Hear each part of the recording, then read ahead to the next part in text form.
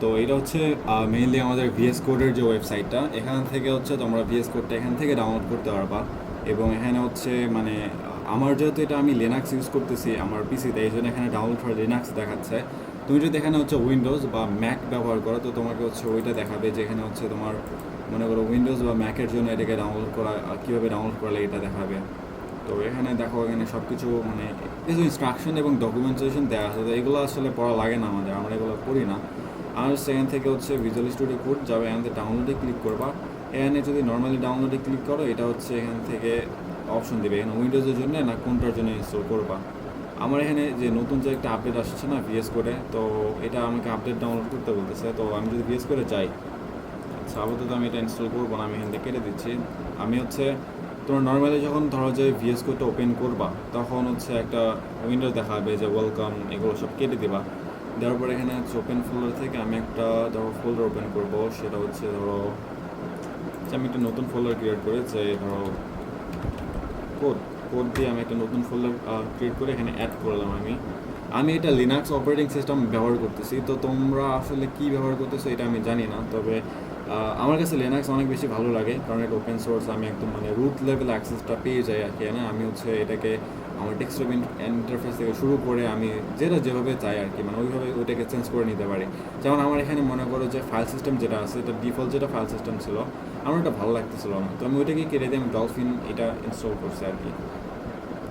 তো এইভাবে তোমরা এটাকে চাইলে হচ্ছে নিজের ইচ্ছা মতো কাস্টমাইজ করে নিতে পারবা।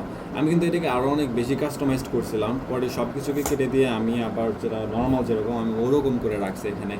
তো আমার এখানে যে কোড নাম ফোল্ডারটা এটা কিন্তু মানে এখানে অ্যাড হয়ে গেছে। তো আমি এখানে একটা ক্রিয়েট ফাইলে ক্লিক করব।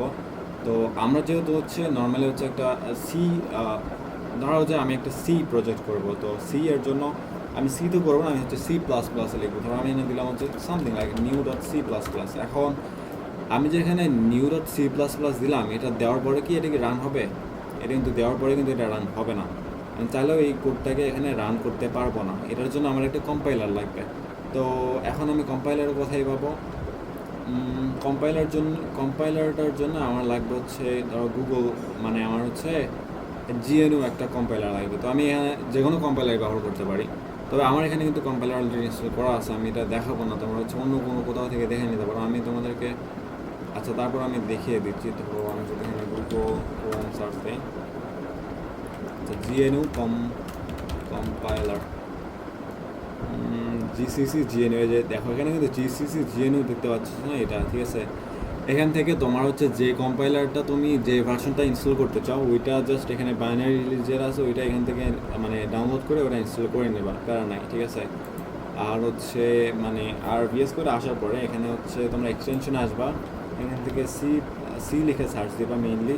তোমার যখন এখানে সি লিখে এখানে সার্চ দিবা না, তখন এখানে বেশ কিছু অপশন দেখ, এখানে হচ্ছে সি মেক টুলস, এটা অটো ইনস্টল হয়ে যাবে। তুমি জাস্ট এখানে সি প্লাস প্লাস যেটা মাইক্রোসফটের পক্ষে এইগুলো হচ্ছে ইনস্টল করে নিবা, কারণ এগুলো ইনস্টল করার পরে তুমি যখন কোড লিখবা তোমার কোডটা অনেক মানে সুন্দর দেখাবে আর কি। মানে তুমি আসলে সহজে কোড লিখতে পারবে, সুন্দর দেখাবে না, তোমার এখানে এক্সটেনশন আসবে বা মানে কোডটা হাইলাইটেড হবে আর কি, মানে কী বলে।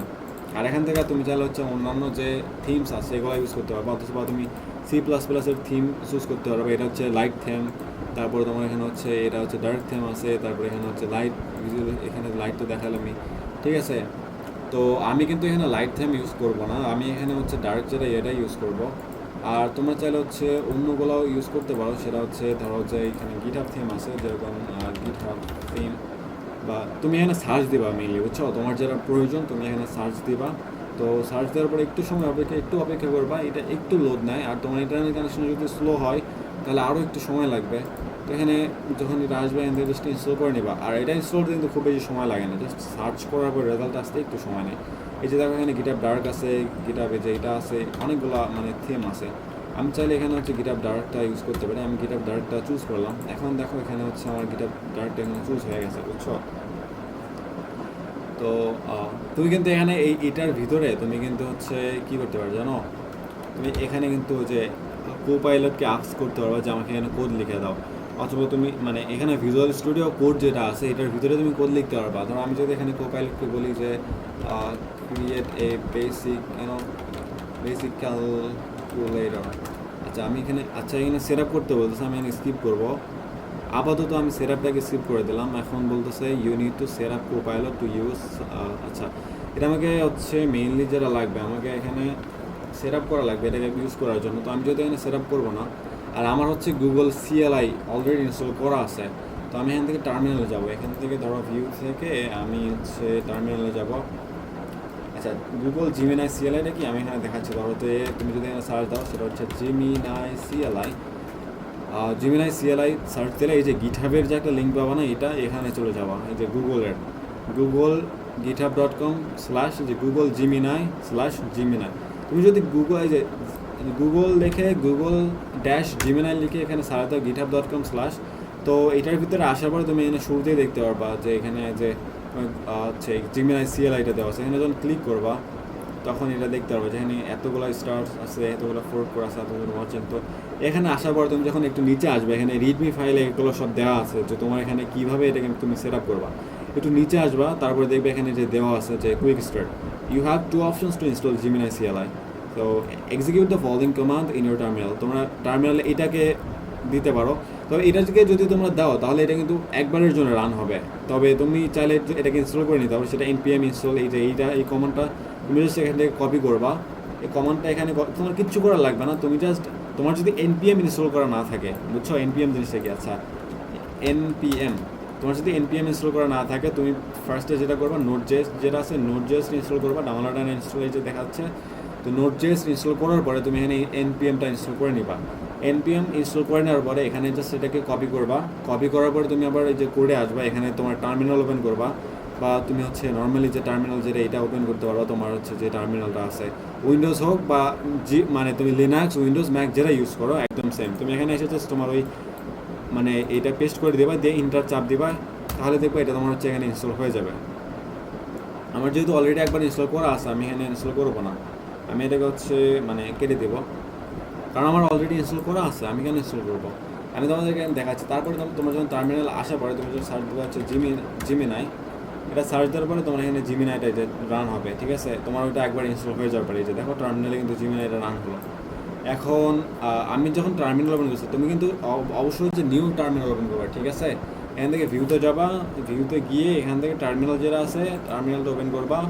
এখান থেকে তোমার যদি এটা আগের মানে থাকে, তুমি এখান থেকে নিউতে ক্লিক করে তোমার যে ফোল্ডার আসবে, অথবা তুমি হচ্ছে এই যে তুমি এভাবে কমান্ড দিয়ে যে সিডি, তারপর হচ্ছে তোমার হচ্ছে মানে এভাবে নেভিগেট করে তোমার যেটা ফোল্ডার আছে ওইখানে চলে আসবা। আসার পরে এখানে তুমি জিমিনাইটা সার্চ করবা, মানে তোমার ওই ফোল্ডারে জিমিনাইটাকে তুমি রান করবা। তো এখানে জিমিনাইটা যখন রান হবে, আচ্ছা এখানে জিমিনাইটা ফার্স্টে কিন্তু তোমাকে একটুখানি সেট আপ করে নিতে হয়। এখানে গুগল লগ ইন করতে পারবে, তো ওই লগ ইনগুলো করে নিবা। তুমি যখন এখানে দিবে, এখানে একটা পপ আপ শো করবে এবং ওখানে তোমাকে লগ ইন করতে পারবে। তুমি জাস্ট এখানে লগ ইন করে নিবা।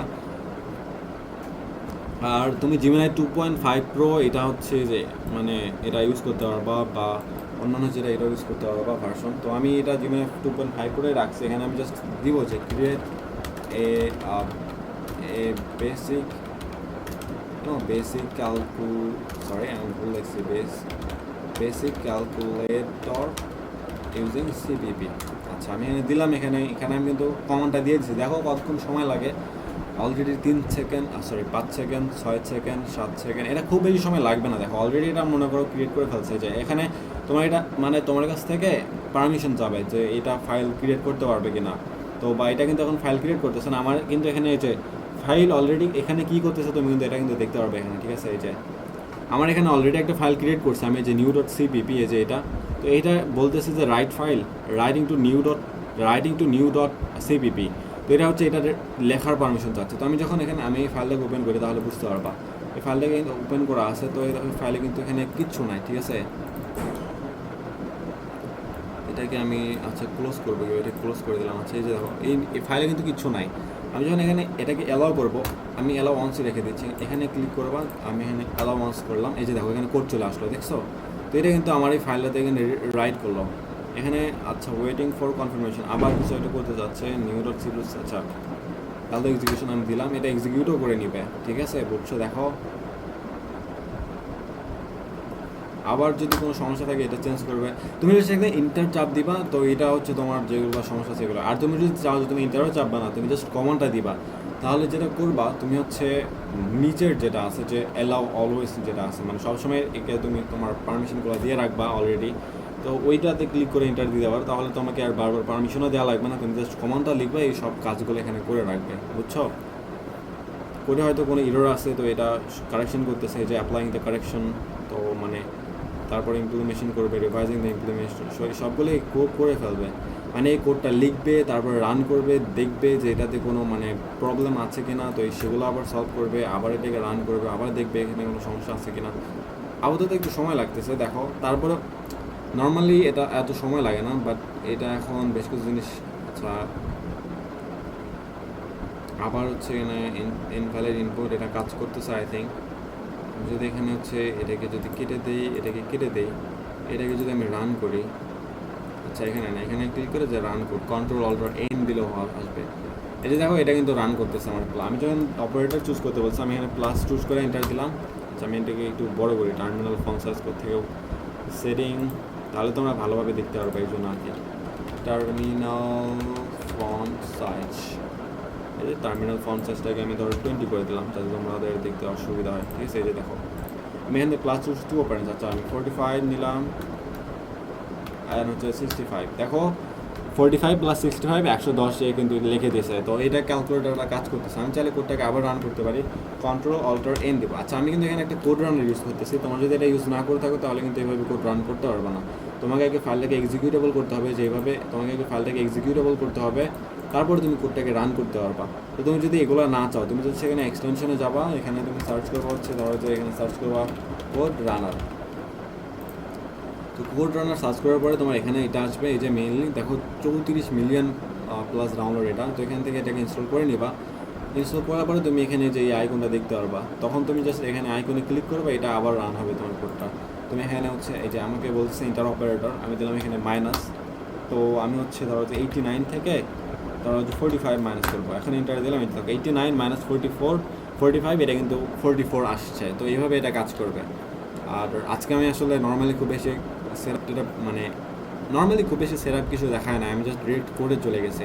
আর এগুলো হজবরলভাবে এগুলো কী না কী লিখলাম এখানে আমি ঠিকভাবে আমি জানিও না। I am sorry for that, I am just likely আমি still learning actually, I am not for teaching actually, I am trying to teach actually. আমি শিখতেছি যে কীভাবে আমি শেখাতে পারবো। আমি এখনও শেখাতে কিন্তু পারি না, আমি শিখতেছি যে আমি কীভাবে তোমাদেরকে শেখাতে পারবো আরও ভালোভাবে।